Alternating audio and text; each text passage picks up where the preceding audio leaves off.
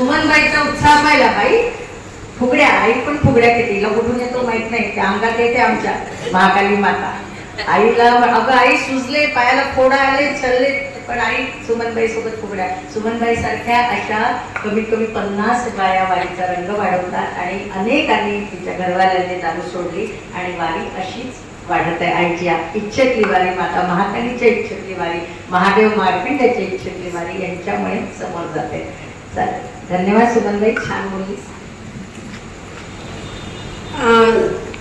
नीताताई पुल्लीवार माऊली तसेच चैताली हटी या दोघी माऊलींना माझ्याकडून खूप खूप शुभेच्छा की तुम्ही जे आणलं आहे इथपर्यंत ते याच्या पुढेही जावं, अगदी मनापासून इच्छा आहे.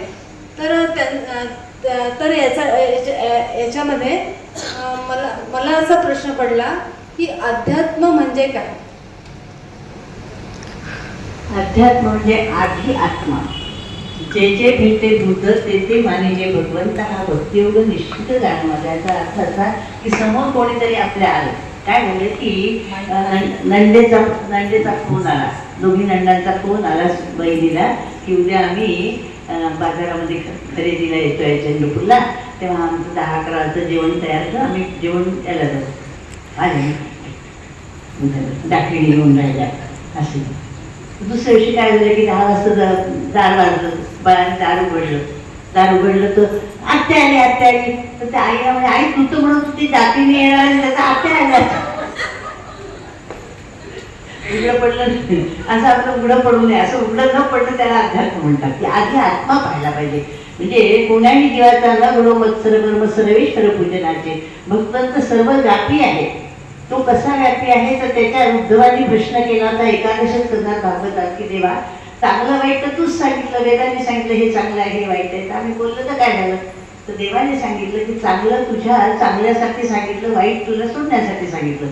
त्याचा उच्चार करायला तुला निंदा करायला सांगितलं नाही. निंदा आमचं कसं समजतंय, जब तक जिंदा तब तक निंदा. सगळ्यात मोठी आवडती गोष्ट आमचं जेवण म्हणजे निंदा. एका असे फिरायला जातो ना मॉर्निंग वॉकला, चालत होते सगळा घोळका बायकांचा जायचा, एक पुरुष पण जायचे, त्यांचं सुद्धा हसवत बिसवत चालायच्या त्या बायका. एक दिवशी काय झालं, रविवार होता, ते बिलकुलच हसत नव्हते बायका. ते पुरुष तिथून जायचे म्हणे, रोज हसणाऱ्या बायका, काय यांच्याकडे वाईट घडलं म्हणे, हसत नाही. आज ओळख नव्हती पण त्यांनी सहज विचारलं, ताई तुम्ही आज नाराज दिसता, काय झालं, आज काही हसत खेळत नाही. उत्तर काय आलं, आज सगळ्यात प्रेझेंट आहेत म्हणे. कळलं का तुम्हाला? म्हणजे नव्हती तिची निंदा करता येत होती. डॉक्टर साहेब खूप ग्रह करताय, सगळेच प्रेझेंट असलं तर निंदा नाही करताय. त्याच्यामुळे आमची सवय तो आहे, जब तक निंदा तब तक आम्हाला जेवणते. सगळ्यात मोठी आवडती गोष्ट कशी म्हणजे टाकटुकू नंदा भाजा वगैरे गेल्या, एकदम भावजा येऊन घरी घेऊन गेली की नंतर पाहत त्यांचे जेवण असे हात करकटे तसेच राहतात, हात नाही झुटपट चालवतो. मेली येते खाऊन जाते, मेली येते हे मागते ते मागते खावायला. अशा प्रकारे ही जी घाणेरड्या सवयी आहे ह्या तोडण्याचं काम अध्यात्म करते. जेव्हा तुमच्या लक्षात येईल की सर्वत्र माझा कृष्ण भरला आहे. भागवत सांगितलं कशासाठी? भागवत सांगून तो काही चिरंजीव होणार होता का? परीक्षित त्याला तो जो काल नाक सावायला होता तो कृष्णच आहे हे त्याला कळण्यासाठी भागवत सांगितलं की त्या रूपाने कृष्णच तुला भेटायला येऊन जायला. कपडे बदलले म्हणून देव बदलत असतो का? असं त्याला सांगण्यासाठी भागवत सांगितलं. स्मरणाची भीती जाते, भीती जाण्यासाठी भागवत सांगितलं. त्याला लक्षात ठेवा की देव हे सगळे कपडे वेगवेगळे घालून बसला, तो आहे एकटाच आहे, एकची ब्रह्मकडे. त्याला अध्यात्म. खूप छान आहे उत्तर दे, खूप छान. जय, समाधान झालं. मी इथे परागचा मित्र म्हणून आहे आणि आजपर्यंत चैताली ताईशी नेहमी हसी मजाक मध्येच बोललेलो आहे. मी खूप उशिरा आलो कार्यक्रमाला, त्याचं कारण चैताली ताईंनी आत्ताच सांगितलं की कोणीतरी अब्सेंट राहिलं तर वेगळी मजा येते म्हणून.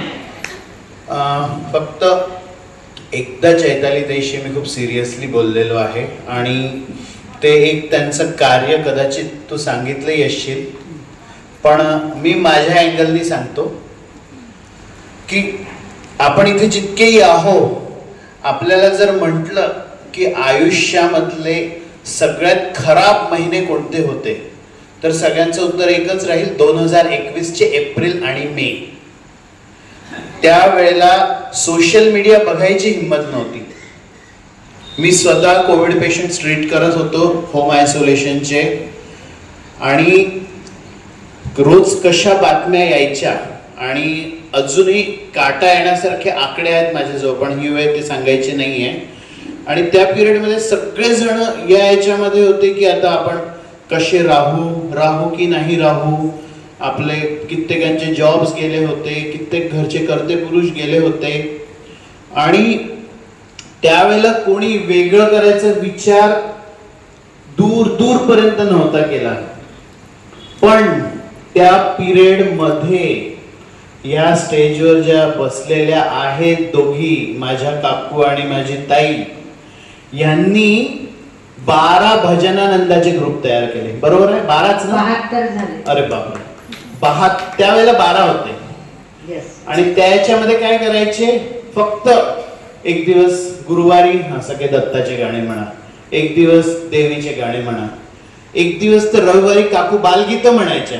बस सगळ्यांनी नुसतं हसावं आणि दुःख विसरावं. तर मला असं वाटतं की त्यावेळेला ज्यांनी ही एक स्टेप घेतली होती की त्या भीतीतून निघून काहीतरी एक पॉझिटिव्हिटी मध्ये जायचं, तर त्या निगेटिव्ह पिरियड मध्ये पॉझिटिव्हिटी आणण्याचं जे काम यांनी केलं, त्याच्यासाठी तर मी नेहमी हॅट्स ऑफ राहील यांना. आणि राम, ते पेरलेलं वृक्ष अगदी 100 दिनी पुण्याच्या केल्या, आणि 300 बायका एका ग्रुपमध्ये आता 550 आहे. व्हॉट्सअपमध्ये आता वाढली संख्या. असे आमचे 72 ग्रुप आणि देश विदेशात आहे. आईची ज्ञानेश्वरी मराठीतली इंग्लिशमध्ये आता मुलं सांगतात आहे. जपानमध्ये यायचा एक विद्यार्थी, तो म्हणतो माऊली, आमचा जेव्हा असं अड्डा बसतो ना, तर आम्ही म्हणतो अरे तुम्हाला देव क्या करते. मी पण सांगतो म्हणे की असं ज्ञानेश्वरीला या अँगलनी आमच्या नीता माऊली सांगतात. तर हे तुझं म्हणणं, तू डॉक्टर या अँगलनी पाहिलं की ही मनाचा डॉक्टर आहे, तू तनाचा डॉक्टर. आणि त्यावेळेला काय झालं होतं, मी होम आयसोलेशनचे सर्टिफिकेट द्यायचो आणि ट्रीटमेंट करायचो, 14 दिवस फॉलोअप करायचो. तर एकदम एक दिवस मला भोपाळवरून एक फोन आला की आम्हाला तुमच्या फॉलोअपमध्ये राहायचं आहे, तुमची ट्रीटमेंट घ्यायची आहे. मी म्हटलं भोपाळवरून, अच्छा. मग नंतर त्यांना मी व्हॉट्सॲपवर एक प्रिस्क्रिप्शन पाठवलं आणि सहज त्यांचं प्रोफाईल क्लिक केलं, दिसलं 1 ग्रुप कॉमन. म्हटलं 1 ग्रुप भोपाळमधले. पाहिलं तर तो ग्रुप होता भजनानंद 6. म्हणजे ती या देवीची कृपा होती. साता समुद्रापलीकडे भजनाला गेला आहे आणि वयाच्या 70 व्हॉट्सअप चालवणारी माऊली. आई, हे गप्पा असल्या तरी आमच्यासाठी हे सत्संगच होता. आई आपले संस्कार, आध्यात्मिक विचार सोबत आपले आधुनिक विचार हे खूप प्रेरणादायी आहे. माझा प्रश्न एक माँ और एक शिक्षक होने के नाते कि आज के जो हमारे टीनेजर बच्चे हैं, हमने आपको सुना, हम प्रभावित हुए, आचरण में लाएंगे. हमारे बच्चों में ये सुनने का पेशेंस ही नहीं है, तो हम नई जनरेशन को कैसे डील करें ताकि वो भी इस वैल्यू को समझ सके. आप मार्गदर्शन करें. यंगस्टर हमारे 17-18 साल के बच्चे हैं. ही तुमचा प्रश्न नाही आहे, हा प्रश्न अनादी कालापासून आहे. ताटी उघडा ज्ञानेश्वरा, आठवतं गाणं? त्यावेळेला माझ्या ज्ञान मला भिक्षा मागायला गेला, संन्याशाची मुलं म्हटली म्हणून तो मुलगा टाकी बंद करून आत्महत्या करायला तयार झाला. तेव्हा 12 वर्षाची लहानशी ती आमची मुक्ताई गेली आणि तिने सांगितलं, जनतेचे जनार्दन दाते जीव चांगली कोणी बत्तीशी पावली. हे सगळे भगवंत देत आहे. तू ती माऊली, तुला माऊली नाही आहे, परंतु तुला जगाची माऊली व्हायचं आहे, म्हणून तू दरवाजा उघड. म्हणून त्याला बाहेर काढलं. ते जे वय असतं ना, त्याला गद्धे 25 म्हणतात. त्यांना समजवणं कठीण असतं, परंतु हेच मुलं काहीतरी करू शकतात. तुम्ही जर बातम्या वाचत असाल तर मध्य प्रदेशात आता भजनाची क्लब निघाली आहे. हजारो मुलं भजन म्हणतात, हरे राम हरे राम. तर ही आता ते दिवस वारे आलेले आहेत. संपूर्ण 10-15 आहे महाकाली बसलेली. शस्त्र आता आपण घेऊ शकत नाही, परंतु आपली उपासना ही शस्त्र आहे. मी लोकांना तेच सांगत असते, तुमची जी उपासना, तुमचा कोणता देव असेल, 33 कोटी नाव आहेत त्याला, आहे देव एकच आहे. तेव्हा उपासनेचा मोठा आश्रय, उपासने विण निराश्रय, बहुत केले तरी जैव प्राप्त नाही. तुला जो प्रश्न आहे तो मलाही माझ्याकडे नातू आहे छोटे छोटे, त्यांना सांगायला जड जातं. परंतु लक्षात घ्या की एकदा आमच्या माझा मोठा मुलगा आजारी होता आणि त्याची बायको पण आजारी होती 15 दिवस. काय झालं की घरामध्ये मी आणि माझ्या नाती होत्या. आता आईची आठवण बाळाला येत होती. तुम्ही म्हटलं आपल्याला आईची आठवण येते, पण आई लवकर बरी व्हायची ना, आपण रामरक्षा म्हणायची. मग टीव्हीवर रामरक्षा म्हणून आता माझी ती छोटीशी नात 3ऱ्या वर्गातली, तिला खेळायचं खूप आवडते. खेळायला जाताना 2-4 श्लोक म्हणते, भीमरूपी वगैरे, येताना रामरक्षा म्हणते.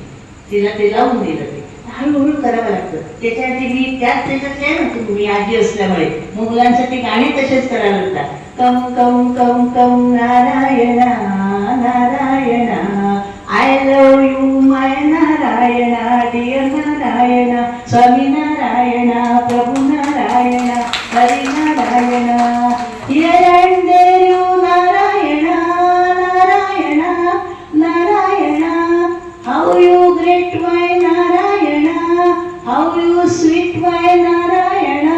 आता ते मोठेपणी कोणाला आय लव्ह यू म्हणणार नाही.